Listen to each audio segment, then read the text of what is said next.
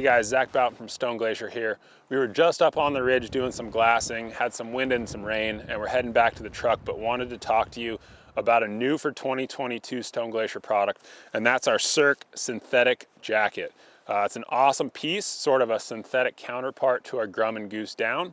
It comes in this muskeg color, also in a granite gray.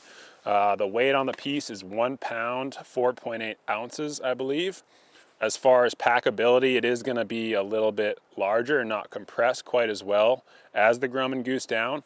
But where the jacket really shines is in wetter climates where you're either going to be getting light precipitation like we just had.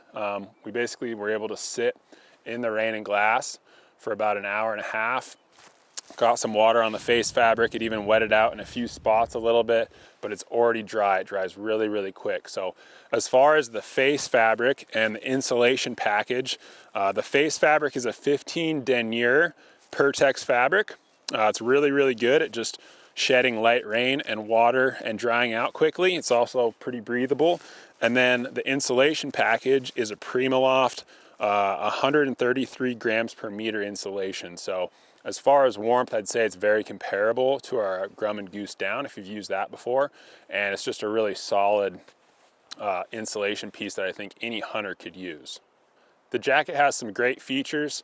We'll start from the top and work our way down. It's got an articulated hood, which is great for throwing that up and glassing when it's windy. In the arms, it has articulated elbows so that when you bring the binos up to glass, it's not pulling the cuffs down and exposing your wrists. Around the wrists, we also have an elastic wrist on the jacket, so it has a very nice tight fit around the glove so you're not getting drafts coming down the sleeve.